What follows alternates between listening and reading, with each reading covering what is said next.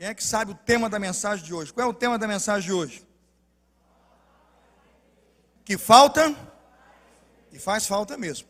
Abra a Bíblia em Juízes 21, 25. A gente vai começar agora a caminhar junto com você por alguns lugares aí da palavra do nosso Deus. E você diz, pastor, não vai ser, o estudo não vai ser em Samuel, a gente não vai participar, estudar um pouquinho a monarquia. Eu digo exatamente por onde eu quero começar. Eu estou começando exatamente onde eu entendo. Precisamos começar, por quê? Porque eu preciso mostrar o momento da transição e colocar para vocês por que é que Deus estabelece governo. Por que é que Deus coloca a rejeição de Saul e, obviamente, a unção de Davi como um novo rei. E diz que de Davi sai um reinado para todo sempre.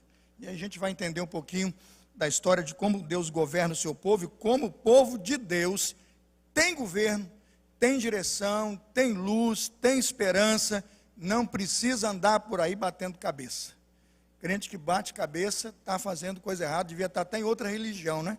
Onde bate tambor e cabeça. Aqui nós andamos absolutamente certos de que o nosso Deus nos dá segurança, futuro e direção. Quem crê, diga amém. Abra Juízes 21, 25, diz assim: naqueles dias não havia rei em Israel, porém cada um fazia o que parecia reto aos seus olhos. Vamos todos juntos? Naqueles dias...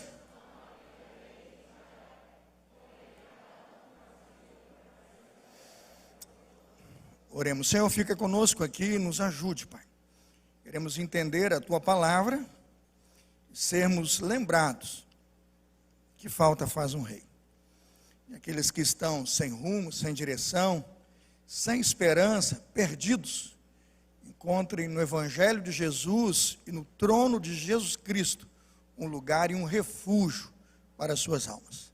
É a nossa oração em nome de Jesus. Amém. Eu gosto de pensar que o livro de Juízes narra com certeza a história de que os juízes foram pessoas levantadas por Deus em tempos de crise. Os juízes foram pessoas que o próprio Deus escolheu e capacitou para que pudessem, orientados e fortalecidos pelo Espírito Santo do Senhor, assim já entendo naquela época, julgar aquele povo com sabedoria e ao mesmo tempo liderar o povo em situações terríveis. Se você é estudioso da Bíblia, eu recomendo fazer um bom passeio essa semana no livro de Juízes, e você encontrará Juízes 2:16, Juízes 3:10, 13:25, 14:19, as expressões assim ditas: e levantou o Senhor juízes que os livraram das mãos dos que os despojaram. Havia um invasor, havia um inimigo, havia uma opressão, Deus levantava o juiz e a libertação vinha, mas de repente o povo voltava a trilhar aquele caminho de perdição. Havia opressão, havia inimigo, Deus levantava um juiz e dava livramento, e dava sustento, e dava segurança. E por algum caminho o povo voltava ao seu caminho de perdição. Se você é estudioso da Escritura, verá e lembrar-se-á que nós tivemos vários juízes. Juízes capítulo 3, Otniel. Juízes 3:7, Eude. Temos em Juízes 3:31, Sangar. Temos em Juízes 4, a juíza Débora, a juíza espetacular.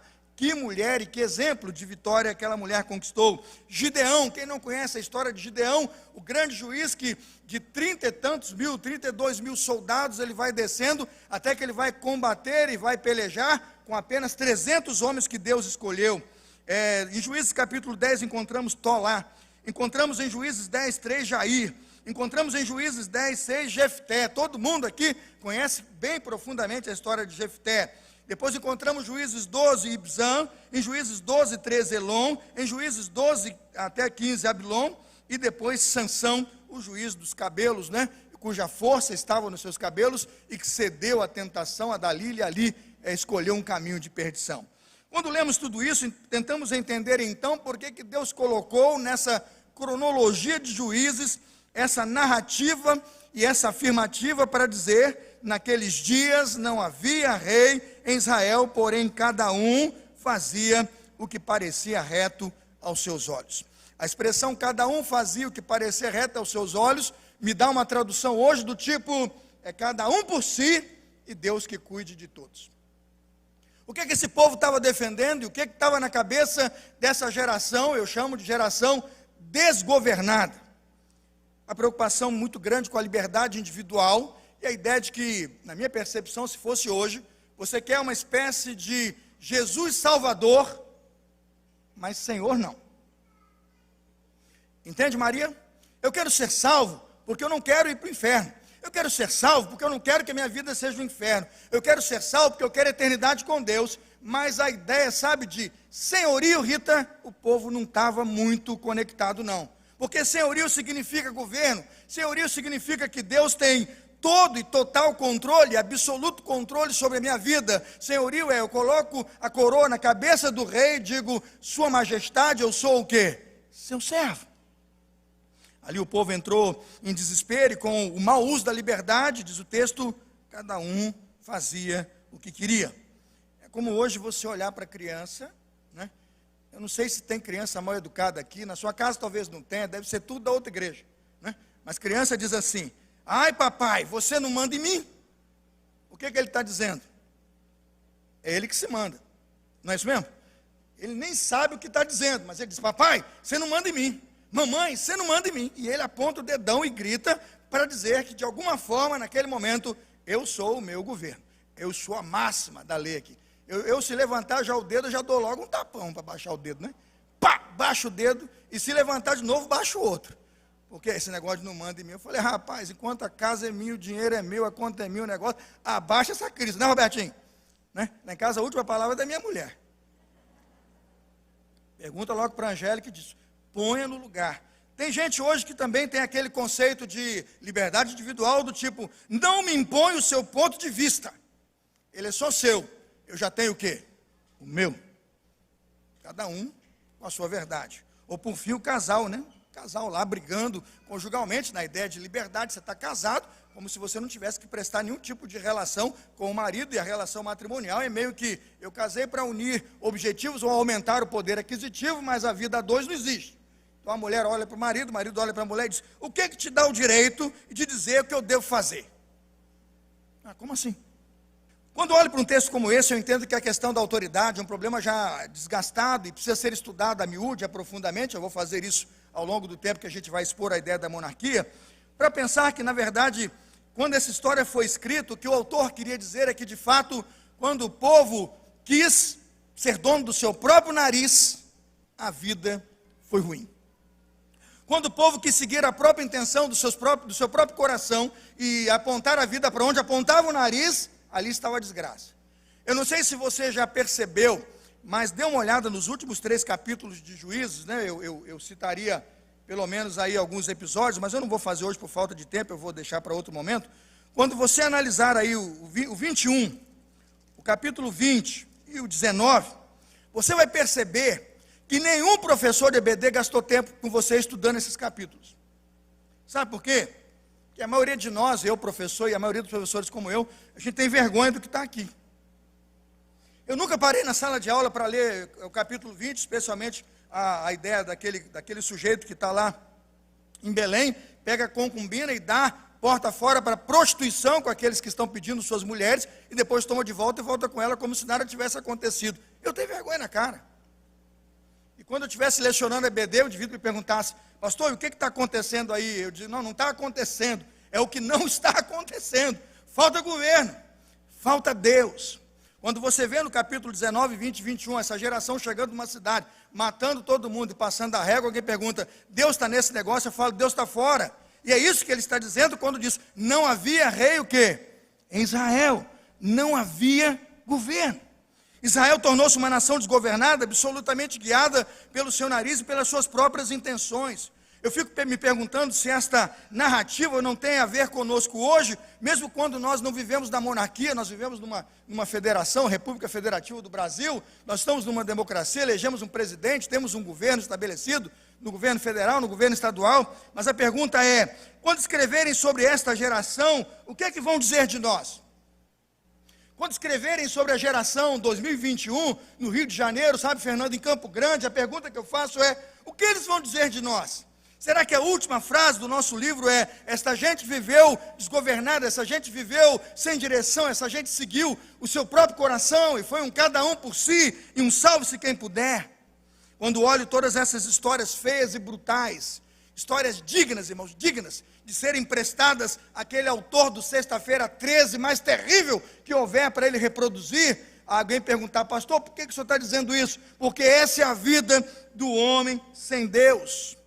E por que essa geração chegou a viver desse jeito e desse modo? O problema foi, de fato, a falta de um homem no poder, ou a falta de alguém que governasse como figura masculina, ou até então uma rainha no poder? Na minha percepção, não. O nosso Deus nos ajuda a identificar claramente qual era o problema daquela nação e qual é o problema daqueles que hoje reproduzem a mesma postura ou a descompostura de viver desgovernado. O que Deus afirma na Sagrada Escritura é que aquela geração precisava do Senhor, precisava que o Senhor governasse e que o próprio Deus fosse rei em Israel, mas aquela geração vivia debaixo da ausência de um rei, debaixo da desobediência de Deus, e decidiu seguir o caminho com a sua própria voz, com a sua própria intenção. Veja 1 Samuel capítulo 8, versículo 7, a queixa de Deus ao dizer que aquele povo era um povo desgovernado, um povo sem direção. 1 Samuel capítulo 8, versículo 7 diz assim: e disse o Senhor a Samuel: ouve a voz do povo em tudo quanto te dizem, pois não te tem rejeitado a ti, antes a mim tem rejeitado, para eu não reinar sobre eles. De quem é essa voz aí, irmãos? Esse eu não reinar sobre eles. Quem está falando, irmãos? Quem está falando, irmãos? Vocês estão comigo ou não? Se não estiver comigo, não adianta. Está no culto, é junto com o pastor, tentando entender o que está dizendo.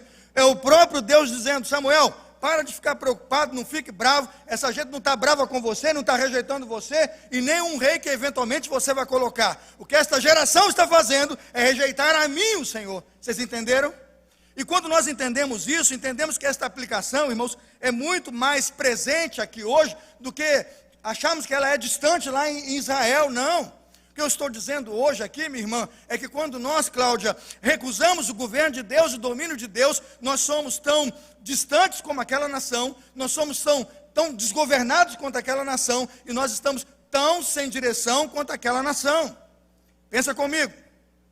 Se o Brasil abraça, por exemplo, o caminho de colocar no poder do Estado, né, se todo mundo abraça de colocar no poder do Estado alguém que vai defender o ateísmo, desenvolver o ateísmo, promover no Congresso o ateísmo, e que o mundo viva sem Deus, o que Deus vai dizer para o pastor Carlos Elias, o que disse a Samuel: fique calmo, fique tranquilo, o problema dessa nação não é com você, é comigo. Eles estão o quê? Me rejeitando.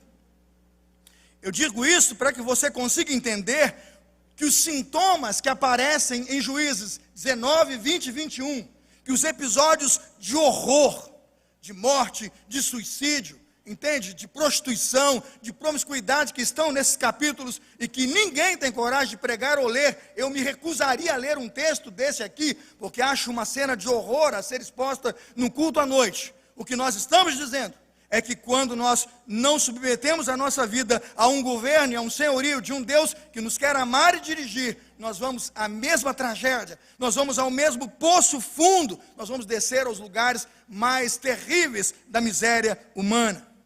Quando olhamos para a história do profeta Samuel, no primeiro livro de Samuel, 1 Samuel capítulo 1, e vemos esse servo do Senhor nascendo e depois sendo preparado a ungir Saul e a Davi como rei, eu consigo entender, irmãos, o que significa a palavra ungir um rei. Se você é estudioso das línguas e da cultura, não é? A palavra ungir, do hebraico Messias, é a palavra ungir, que em grego significa Cristo. Quando você diz Jesus Cristo, diz Jesus ungido. E quando você diz Jesus o Messias, você diz Jesus ungido. Quando entendo então que a palavra ungido é na verdade Messias e o Cristo, o que eu estou dizendo é que ninguém poderá viver sem a unção de Deus. Nenhuma sociedade poderá caminhar sem um ungido de Deus. Nenhum homem poderá viver e encontrará sentido ou direção se não identificar na sua postura, na sua cultura e no lugar onde está a pessoa que Deus ungiu para governar este lugar, para governar a sua vida. Quando a igreja perder a direção e a dimensão de quem governa a igreja, ela será uma igreja perdida. Quando o pastor perder a direção e a dimensão de quem governa a sua mente, o seu sermão, não é? As suas mãos e o que ele tem que promover na igreja, ele será absolutamente um pastor perdido. E é isso que o texto diz: caminhará como se não houvesse um rei sobre a sua vida. E a sua pergunta é: pastor, o que isso implica para nós como igreja? E como podemos aplicar então um sermão tão antigo, um texto tão histórico para nós hoje? Se você está com o boletim, o primeiro ponto, está logo no finalzinho da pastoral, pode ver na capa do seu boletim. O desgovernado acredita, e esse é triste, que ele pode inventar a sua própria moralidade. Por falta de um trono, de um rei, o indivíduo acha que a moral, então, é posta por ele, e ele pode e deve produzir a sua própria moral e a sua própria visão de moral. Quando o indivíduo, então, produz a sua moral, ele esquece que a moral é para fora e não somente para dentro. Nós vivemos, irmãos, numa sociedade, e a sociedade tem rígidas e claras normas estabelecidas numa vida social. Em sociedade temos discernido o que é certo ou errado. Ninguém viverá em sociedade se não discernir e não entender a moral e os costumes de uma cultura. Quando falamos de moralidade, entendemos que a moralidade não se relaciona com aquilo que cada um quer para si. A moralidade, na verdade, define a nossa forma de agir para com o outro. É como se nós olhássemos o Evangelho sendo despontado do Novo Testamento e sendo nos ensinado: devemos amar a Deus sobre todas as coisas e depois a quem? Ao próximo, como se fosse o quê? Você. O que eu entendo, irmãos, é que na verdade o desgovernado absolutamente decide viver ignorando o seu relacionamento com o próximo e, o que é pior, ignorando o seu relacionamento com Deus, que deveria e deve ser o nosso governador maior. É por isso que os últimos capítulos de Juízes são, então, essa grande tragédia e essa grande repulsa. Por quê? Que falta faz um governo. Vamos comigo ao livro de Juízes, abra Juízes 17 e veja onde e quando essas frases se repetem, e veja os incidentes que marcam a história do livro, quando esse episódio da falta de governo se levanta. Juízes 17, 6, dê uma olhada rapidamente aí. Juízes 17, 6 diz assim: cada um fazia o que parecia bem aos seus olhos. Juízes 17, 6. Agora veja o versículo 8. O versículo 8. Eu quero destacar no versículo 8 de Juízes 17, a expressão que diz: onde quer que achasse conveniente, onde quer que lhe fosse cômodo. O que eu estou dizendo? O indivíduo só gosta daquilo que é bom, o indivíduo só quer aquilo que lhe é conveniente, o indivíduo só quer aquilo e aponta a sua vida na direção daquilo que lhe agrada. Quando não temos governo, irmãos, nós procuramos conveniências, tendências, não é? Aquilo que todo mundo faz, aquilo que todo mundo gosta. É isso que está sendo narrado quando o nosso autor aqui em Juízes denota para nós que somos um povo sem governo. São os nossos interesses, só os meus interesses, não os de fora. Juízes 18, versículo 1, dê uma olhada. Juízes 18, 1. Naqueles dias não havia rei em Israel. Analisa o capítulo. Uma tragédia. Juízes 19, versículo 1. Aconteceu também naqueles dias em que não havia rei em Israel. O indivíduo entrega a sua mulher para se prostituir e depois pega de volta e segue, como se nada tivesse acontecido. E aí o autor vai dizer que todas aquelas tragédias têm um fim. Juízes 21, 25. Cada um fazia o que parecia reto aos seus olhos. A primeira característica, irmãos, de uma geração que não vive debaixo de autoridade, não se submete à autoridade do Rei Jesus, não tem o Senhor governando a sua vida, é que ele sim acredita que ele pode inventar, criar, cultivar e ser a sua própria régua moral. Isso não existe. O profeta Isaías denuncia isso em Isaías capítulo 5. Isaías capítulo 5, versículos 20 e 21. Veja como Isaías mostra que uma geração desgovernada inverte a moral. Isaías 5, 20 e 21, diz assim o profeta Isaías: ai dos que chamam ao mal bem e o bem mal, que fazem das trevas luz e da luz trevas, do amargo chamam doce e do doce amargo. Veja o versículo 21. Ai dos que são sábios aos seus próprios olhos e inteligentes à sua própria opinião. O que Isaías está denunciando e colocando como um ai de terror e de horror diante de Deus?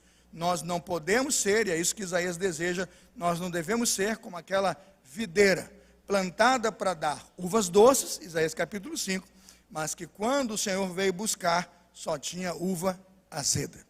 Inversão dos valores morais. Qual é o risco que nós corremos quando decidimos seguir e viver a nossa própria moralidade? Salmo 89, 30 até 32. Vamos ler? Se os seus filhos deixarem a minha lei e não andarem nos meus juízos, se profanarem os meus preceitos e não guardarem os meus mandamentos, então visitarei com vara a sua transgressão e a sua iniquidade com açoites. É isso que diz o Senhor, com açoites e com iniquidade. Irmãos, dá para viver debaixo de uma situação dessa? Dá não. Você imagina você viver debaixo da maldição de Deus e Deus aí, descendo a lenha sobre você e sobre a sua família. O que Deus está dizendo é que quando você despreza o governo de Deus, e é isso que ele disse do povo: Samuel, fica tranquilo, né? Quem tem que ficar preocupado sou eu. Eles não estão rejeitando você, nem o que você tem a ensinar, e nem o rei que eles estão pedindo, e o rei que nós vamos ungir. Eles estão rejeitando a mim. E o salmista diz: quando rejeitarem a mim, as consequências virão. Agora você diz assim: pastor, mas Deus é esse Deus mau e pervertido, que não procura resgatar aqueles que são seus? É justamente o contrário que o Evangelho diz. Deus é um Deus bom e misericordioso. Ele dá a lei e a sentença, mas Ele procura estender a mão e nos alcançar com graça. Veja no mesmo Salmo 89, 33 a 36, o que Deus faz com a geração que rejeitou a lei e a autoridade e o reinado de Deus. Olha como que Deus tratou essa geração. Salmo 89, 33 a 36. Acompanhe. Mas não retirarei totalmente dele a minha benignidade, nem faltarei a minha fidelidade. Não quebrarei o meu concerto, não alterarei o que saiu dos meus lábios. Uma vez jurei por minha santidade, não mentirei a Davi. A sua descendência durará para sempre, e o seu trono será como o sol perante mim. Isso diz o Senhor. Quando olho para um texto como esse, fico perguntando: como que um Deus tão santo, tão justo, tão puro e tão bom consegue encontrar naquela geração dos juízes desgovernados, onde não havia rei e o povo vivendo uma tragédia? Ele levanta um rei chamado Davi e disse: por amor ao que eu disse, eu vou levantar em Davi. E Davi, irmãos, não merecia 1 centímetro dessa devoção de Deus, porque Davi, os irmãos conhecem os pecados de Davi, e não foram poucos. Mas o Senhor disse: honrarei a minha palavra, para que no futuro a minha geração tenha um rei e um reinado para onde olhar. Sabe, irmãos, todo dia eu agradeço a Deus pela sua fidelidade. E eu tenho vergonha de encontrar cristãos que blasfemam de Deus, da sua bondade, de sua misericórdia, e que andam por aí dizendo que esse mundo está abandonado, que esta nação está abandonada, que nós estamos entregues às traças, que Deus criou o mundo e desapareceu. Porque o que eu vejo na Escritura Sagrada é um povo rebelde, uma casa em absoluta rebelião e desobediência, homens tentando serem seus próprios reis, dominarem e governarem suas próprias vidas. E Deus, irmãos, por sua infinita graça e misericórdia, o tempo todo apontando o seu governo, o seu amor e a sua direção, para que nós tenhamos segurança, direção e um caminho seguro para as nossas vidas. Se em primeiro lugar um povo desgovernado, irmãos, procura seguir e construir a sua própria moralidade, a Bíblia nos diz também que em segundo lugar, está no seu boletim na capa, o desgovernado anda em qualquer direção e segue todas as tendências. Sabe, irmãos, a máxima daquele gato de Alice, não é? Para quem não sabe para onde está indo, qualquer o quê? Caminho serve. Abra comigo 1 Samuel capítulo 8, versículo 5, e veja como a gente percebe a vida de um desgovernado, e como um desgovernado é aquele sujeito que vai para todo lado, mas não vai para lugar nenhum. 1 Samuel capítulo 8, versículo 5 diz assim: e disseram-lhe: eis que já estás velho, os teus filhos não andam pelos teus caminhos, constitui-nos, pois, agora um rei sobre nós, para que ele nos julgue como o tem todas as nações. Samuel está velho, o pessoal está preocupado de Samuel morrer, não é? E obviamente o povo ficar então sem um rei ungido, porque Samuel é o juiz da vez. Samuel é quem vai transitar da ideia dos juízes para a monarquia, e é ele então que vai ungir Saul, rei de Israel. Mas quando os filhos já estão em desobediência, os filhos de Samuel aprontaram bastante, os irmãos sabem disso, né? Do sacerdote Eli, então foi um estrago. Mas quando eles percebem que ele está velho, o povo diz: dá-nos um rei. Agora, qual é a perspectiva que aquela nação tem de um rei? Coloca de novo 1 Samuel 8,5, a última frase. Como o tem, veja lá, repita comigo a última frase. Como o tem. Se eu fosse traduzir a Bíblia hoje, se me derem o privilégio de traduzir para os irmãos, eu vou traduzir, é mais ou menos assim: o que tem de mais? Todo mundo faz. O que tem eu ter? Todo mundo tem. É o famoso: todo mundo faz, todo mundo tem. Todo mundo usa, todo mundo quer. Porque nós temos que ser diferentes de todo mundo. Não, eu quero ser igual. Quando nós olhamos para a igreja hoje, percebemos que a nação de Israel tornou-se uma nação desgovernada pelo seu claro sintoma.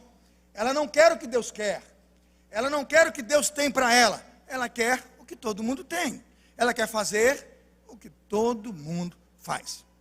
Na minha cabeça vem aquela expressão: desculpe as Marias, a minha Maria que me perdoe. Maria Angélica, minha esposa, também é Maria, né? Maria Carvalho, né?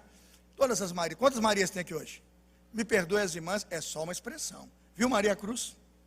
Mas a expressão Maria vai com as outras, cabe bem. Tem crente que devia chamar Maria, e o sobrenome Maria vai com as outras. Moisés tem uma tendência a ter um modismo. O cara está lá. Tem uma novidade. Ele não foi, já foi. Vazou, sumiu. O camarada está sempre procurando o top do momento, o que é de mais novo, o que há de mais atual, porque na verdade ele não quer direção, ele quer tendência. A expressão Maria vai com as outras, ela surge lá no século XIX. A família real vem para o Brasil, a família real portuguesa vem para o Brasil, se muda para o Rio de Janeiro. A então mãe do rei João VI, a chamada Maria I. Maria I costumava passear às margens do Rio Carioca, mas não passeava sozinho ali no antigo bairro de Águas Férreas. Maria I costumava passear sempre acompanhada. Não era sã da cabeça, era lelé da cuca, doida, doida, doida. A Maria, então, I, chamada de a louca, quando ia passear, levava com ela muitas mulheres, todas Maria. Quando Maria saía a passear, todo mundo dizia: lá vai Maria. Ficou fácil agora. Quando você olhar aquele crente meia boca, aquele crente meia fé, né? O sujeito furou aqui, ele fura também. Se furar aqui, ele fura também. Se furar aqui, ele fura também. Se pintar aqui, ele pinta também. Se pintar ali, ele pinta também. E se pintar tudo, ele pinta também. Eu digo, devia chamar Maria. Maria. O indivíduo, quando não tem personalidade, precisa se espelhar em tudo que está acontecendo e acha que para ser aceito, tem que se adaptar a tudo que está por aí. Irmãos, eu não estou criticando um brinco, um colar, uma pintura. Eu nem estou chamando a ideia de que você não pode ter ali, como tem lá no Apocalipse, alguém escreveu na coxa, né? Jesus é o rei. Eu acredito nessas coisas. Mas o que eu estou dizendo é que certas coisas não são para nós, e nós não seguimos tendências. Tire da sua cabeça que nós somos um povo qualquer. Tire da sua cabeça que nós somos uma gentinha que anda ao léu do vento. Nós não somos Maria, vai com as outras. A loucura que defendemos é a loucura do Evangelho, a loucura da pregação, como está em 1 Coríntios capítulo 1. Nós amamos Jesus, seguimos a Jesus, temos um governo e temos direção. Por isso, então, muitas coisas não cabem na postura de um cristão. O que a nação de Israel fez naquele dia, ao afrouxar o seu valor e a sua cultura, Deus está triste, sabe por quê? Deus está decepcionado, sabe por quê? Primeiro, vocês rejeitam o Senhor, pensam que podem constituir a sua própria moral, e o que é pior, vou escrever, profeta de hoje, vocês são um bando de Maria, vai com as outras. E se inventarem uma coisa pior, um governo pior, um modelo pior, é capaz da gente querer, porque nós somos Maria, vai com as outras. Ao pregar a mensagem do Evangelho hoje, a pergunta é: por que Deus então ficou triste quando Saul é ungido rei, recebe a unção de Deus, mas o decepciona? Porque Saul faz tudo contra o governo de Deus. Além do povo ter rejeitado o Senhor, o próprio rei ungido também rejeita a soberania de Deus. Em 1 Samuel capítulo 8, versículo 7, diz assim: disse o Senhor a Samuel: ouve a voz do povo em tudo quanto te dizem, pois não te tem rejeitado antes a ti, mas a mim tem rejeitado, para eu não reinar sobre eles. Desgovernados rejeitam a Deus e o seu domínio. Desgovernados vivem sem direção, sem rumo, perdidos, absolutamente seguindo tendências e modismos, como se a última moda fosse a solução. Terceiro e último lugar, a sua pergunta é: pastor, como eu posso então vencer a era dos juízes, daquela nação desgovernada, dessa decadência moral que mostra-nos o livro, capítulo 19, 20 e 21 de Juízes, para ser uma igreja presente, uma pessoa diferente dos dias de hoje, contemporânea, atualizada, com roupas modernas, né? Usando o seu corte de cabelo, até uma boa tinta, né? A menina pintou o cabelo de verde, perguntou: o que o senhor achou? Eu preferi azul, mas você gosta de verde, ficou lindo, né? Eu não tenho dificuldade com essas questões hoje do tempo, mas nós precisamos perceber que nós não ficamos abraçando modismos e tendências, como se isso governasse a nossa vida e como se precisássemos disso para sermos aceitos no mundo moderno e nessa sociedade. O Deus que nos ama, nos aceita de braços abertos. Ele disse: vinde, benditos de meu Pai, possuí por herança o reino. Quando Deus governa e quando Deus governa a sua igreja, nós podemos receber o governo de Deus de braços abertos, porque o governo de Deus é para nós direção e caminho seguro. Terceiro e último lugar, então, eu quero dizer aos irmãos: os servos de Deus são governados pelo próprio Deus, não vivem sem governo e sem direção. Terceiro lugar, onde está isso? Quando o povo rejeitou o Senhor, a Bíblia diz que naquele momento Deus permitiu que um rei fosse rejeitado, mas ergueu na monarquia um rei cujo governo duraria para sempre. Veja comigo 1 Samuel capítulo 16, versículo 1, e nós vamos indo à conclusão da mensagem.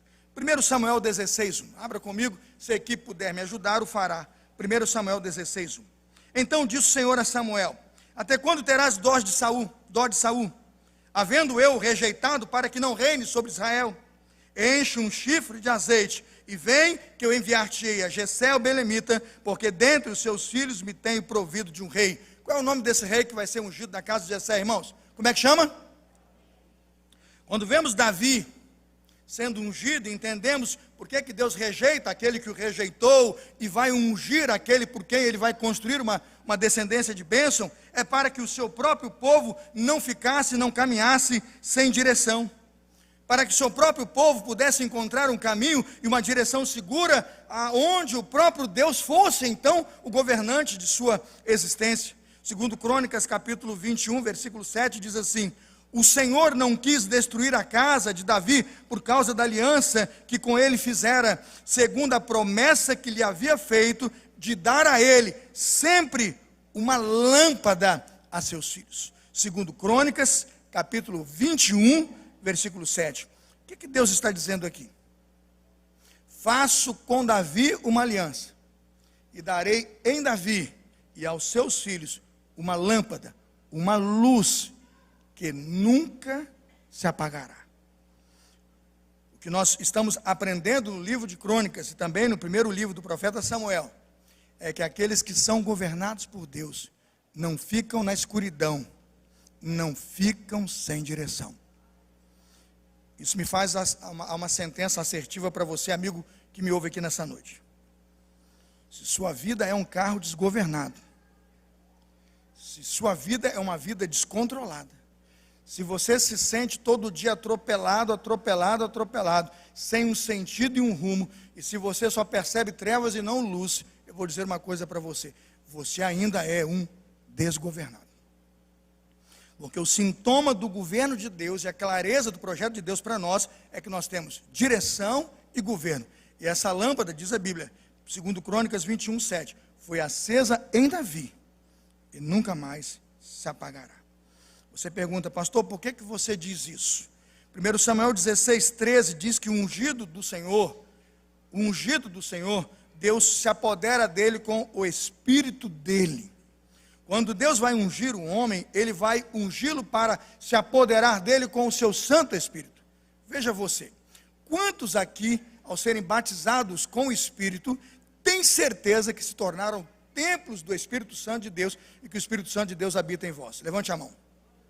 Isso é governo. Então você não pode aceitar e dar a ideia, ou se dar a fraqueza de dizer às pessoas que você está fraquejando, caindo pelos cantos, meio que sem direção ou cego. Porque veja, você é um crente governado pelo Espírito Santo de Deus. O governo de Deus não é transitório.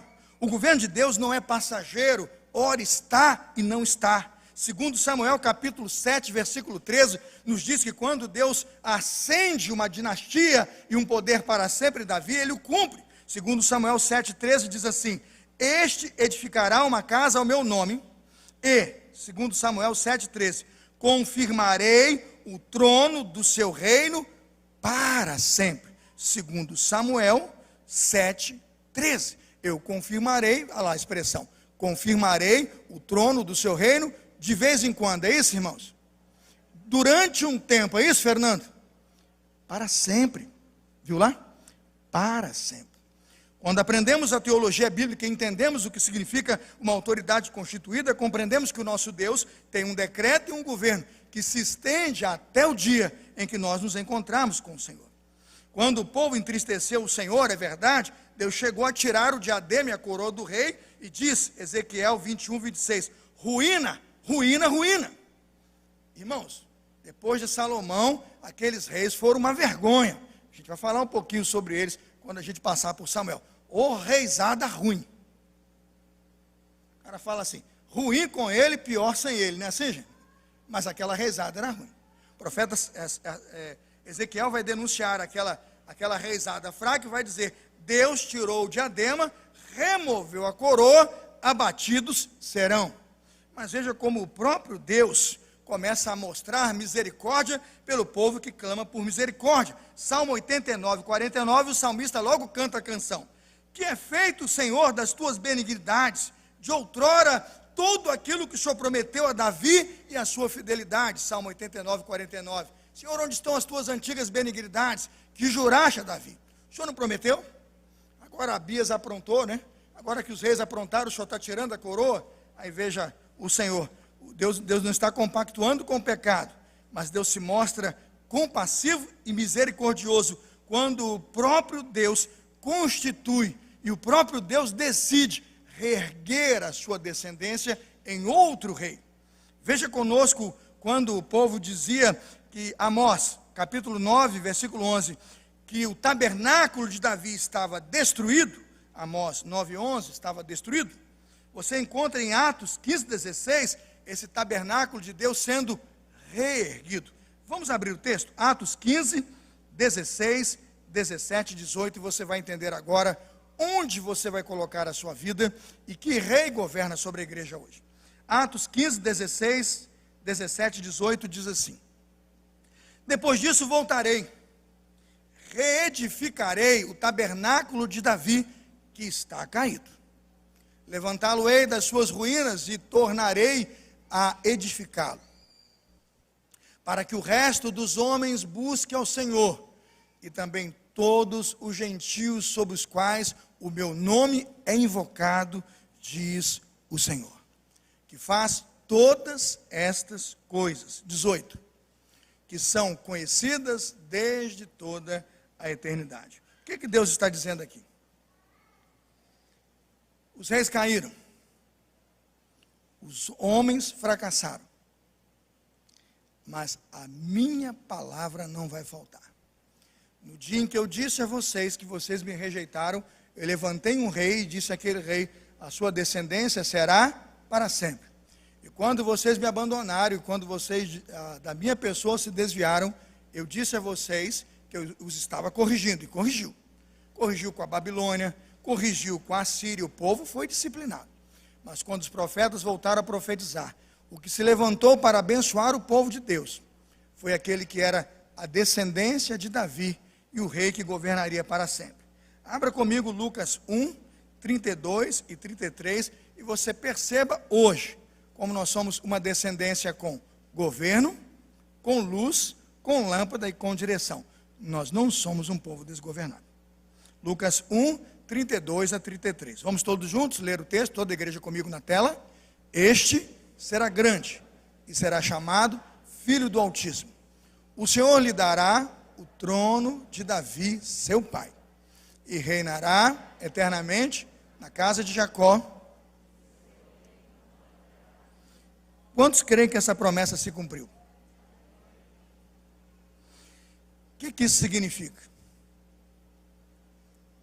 Deixe Deus ser rei. Se você é um crente, filho, e diz que a sua vida será norteada pela palavra de Deus, eu vou dizer uma coisa para você: não siga a moralidade, preste atenção, ou a imoralidade que o mundo propõe. Deixe Deus governar você. Pegue o Êxodo e faça daquele texto o seu código de ética. Amarás o Senhor teu Deus de todo o teu coração, de toda a tua alma, de todo o teu entendimento. Não faça idolatria, não pratique idolatria. Honra teu pai e a tua mãe, para que te prolongue os teus dias na terra que o Senhor teu Deus te dá. Não adulterarás, não furtarás, não cobiçarás. Quando nós olhamos toda a estrutura criada para nos abençoar, eu pergunto: eu construo minha moral ou eu tenho um código que regula a minha vida? Eu tenho um código, eu tenho a Bíblia, eu tenho a palavra do Senhor. Quando leio a carta ou o Evangelho de Lucas e entendo que Cristo é colocado para nós como o Senhor das nossas vidas, o que eu estou dizendo é que eu tenho em Cristo, na sua palavra fiel, autoridade e domínio sobre a minha vida. Ele não é somente o Salvador que vai me salvar desse mundo perdido, Ele é o Senhor que me governa neste mundo, neste tempo, nesta era. Quando penso nisso, consigo entender o que está dizendo João, quando em Apocalipse, veja se dá para colocar e terminamos aqui, Apocalipse 11, 15, quando a última trombeta tocar, irmãos, quando tudo aqui findar, você perceba que aquilo que começa em Davi, lá na eternidade vai se consumar. Que aquilo que em Juízes se encerra de um povo desgovernado e sem direção, lá no final da história, diante de Deus se encontrará. E o povo diz, Apocalipse 11, 15, e tocou o sétimo anjo, a última trombeta, a sétima trombeta, e houve no céu grandes vozes que diziam, todos juntos, vamos lá? Os reinos do mundo vieram a ser do nosso Senhor e do seu Cristo, e Ele reinará para todo sempre. Não aceito e não posso aceitar que um crente de minha igreja, que alguém que me ouviu nesses bancos, sai daqui para dizer, ainda estou em trevas, sou um desgovernado, ando ao vento, sigo todas as modas e qualquer tendência que o mundo me impor, não posso aceitar. Se você declara comigo, ao som da última trombeta, que o meu Cristo e que o seu Cristo governa e reinará para sempre. Amém? Feche teus olhos, vamos orar.